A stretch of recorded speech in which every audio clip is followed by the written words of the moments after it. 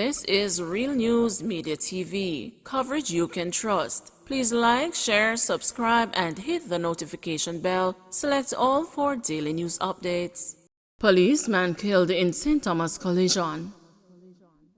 Police Constable Kemar Nelson was killed yesterday as a result of injuries sustained in a motor vehicle collision in Morante Bay, St. Thomas. He was assigned to the Specialized Operations Branch. The Morante Bay police say about 9:45 p.m., Nelson was driving along the Morante Bay main road towards the seafort when he allegedly attempted to overtake a vehicle. However, his vehicle hit an embankment and collided with a wall. Nelson and the 3 occupants of the vehicle were transported to hospital, where he was pronounced dead and the others admitted. The police high command has expressed their condolences to his family, friends, and colleagues. It says that the Jamaica Constabulary Forces Chaplaincy Branch and the Welfare Department will be providing support to them. Investigators probing deadly attack at the Pernell Charles Arcade. Gunmen struck in the Pernell Charles Arcade in downtown Kingston yesterday, leaving 1 man dead and another wounded. The deceased has been identified as 31-year-old Sanjay Lewis of George's Lane, Kingston. About 2 p.m., Mr. Lewis was inside the arcade when he was attacked by armed men. He was shot and was later pronounced dead at hospital. It was later discovered that a second person was wounded during the incident. Cabinet to receive report on deaths of newborns at the Victoria Jubilee Hospital.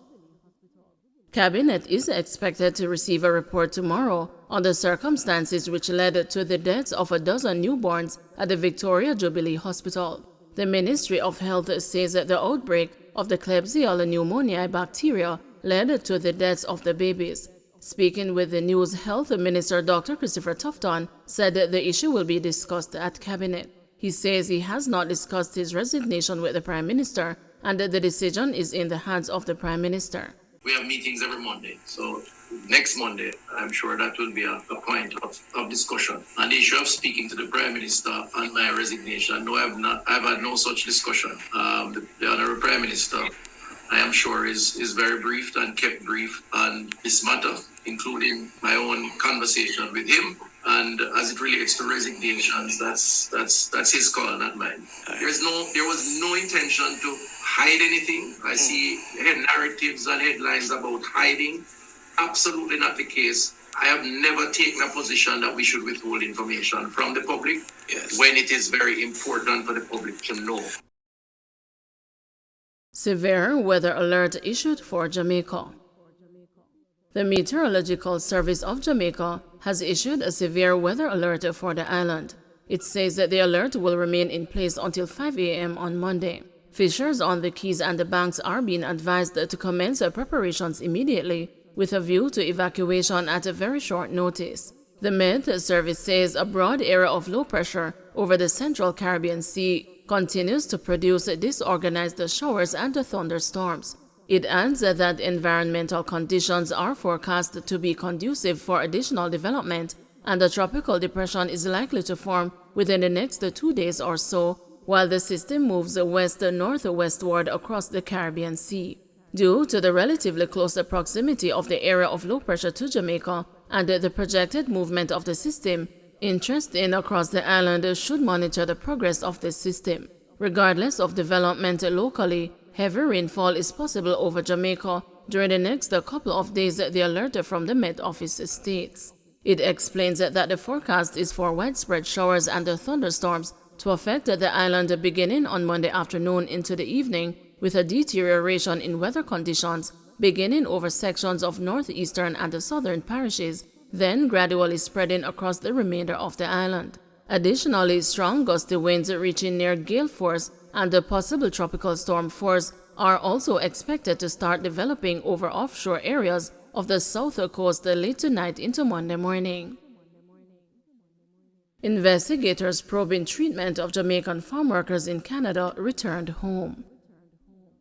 The last batch of investigators assigned by the Ministry of Labour to probe allegations of poor treatment of Jamaican farm workers in Canada have returned to the island. Members of the fact-finding team returned home on Monday. This was disclosed by the chair of the task force, Helen Davis White. Mrs. Davis-White says that the team is to prepare a report for submission to Labor Minister Carl Samuda, which she says is expected to take approximately 4 weeks. Mrs. Davis-White says despite the hesitancy of some of the workers, valuable information has been obtained to support the investigations. Approximately 600 Jamaicans from 70 farms were interviewed by members of the task force. She says the recommendations of the team will be made public. The minister will relay the report in Parliament, and from there a determination will be made as to how to treat with whatever recommendations come out of the report. Labour Minister Carl Samuda last month appointed the tripartite team to observe operations at Canadian farms after a number of Jamaicans complained that they were working under inhumane conditions.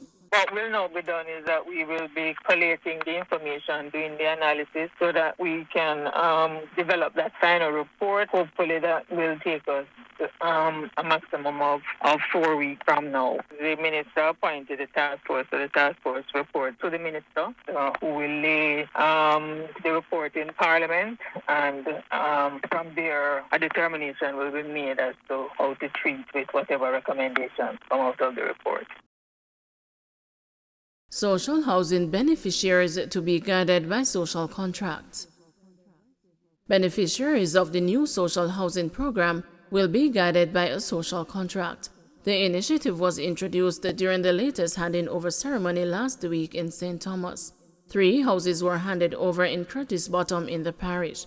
Prime Minister Andrew Holness says that the social contract reinforces the intended purpose of the house to provide the shelter for the recipient. 106 houses have so far been delivered under the governmental social housing program designed to improve the living conditions of the country's most vulnerable. You are going to find that some beneficiaries may at the beginning be deserving of the house, but who knows, their circumstances may change down the road and then they don't need the house anymore, and then suddenly they turn it into a shop, or they migrate and rent it out. No, we don't want that. The benefit was not for that purpose. That if you plan to expand on the house, you should let us know, because there is no way that a government house should be illegally expanded. Meaning that, if you're going to do any construction at all, you need to get approval from your parish council.